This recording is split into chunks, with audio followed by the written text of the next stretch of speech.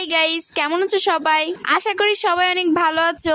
আল্লাহর রহমতে আমিও অনেক ভালো আছি। তোমাদের মাঝে আজকে একটা আম মাখার লং ভিডিও নিয়ে চলে আসলাম।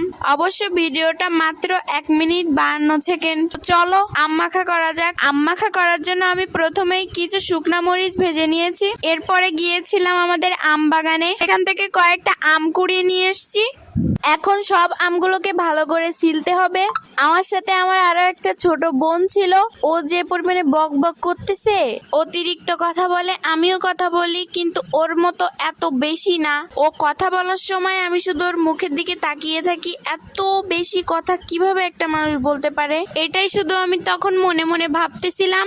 ভাবতে ভাবতে আমাদের আম ছেলা শেষ। যাই হোক, আমাদের আম ছেলা শেষ। এবার একটু কেটে নিয়ে ভালো করে পানি দিয়ে ধুয়ে নিয়েছি। এরপরে আমগুলোকে ছোট ছোট পিস করে কেটে নিব। এসব করতে করতে একদম ভুলে গিয়েছি যে আমাদের লেবু পাতা প্রয়োজন আম মাখানোতে। তখন আমার চাচাতো ছোট বোন বলতেছে, আপু আমাদের লেবু পাতা প্রয়োজন, কিছু লেবু পাতা নিয়ে এসো। তখন আমি আবার হাঁটতে হাঁটতে বাগানে গিয়ে কিছু লেবু পাতা ছিঁড়ে নিলাম। একদম জালি জালি লেবু পাতা, আমার কাছে দেখতে অনেক বেশি ভালো লাগতেছিল।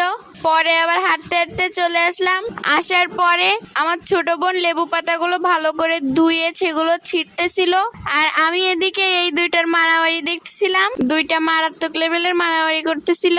এরপরে আমি সুন্দর করে ঝাল এবং লবণ মাখাচ্ছিলাম। এগুলো মাখানোর পরে একটু সরিষার তেল দিয়ে আরো ভালো করে মাখাচ্ছি। তারপরে আর কি আমগুলো দিয়ে আরো ভালো করে মাখাতে হবে।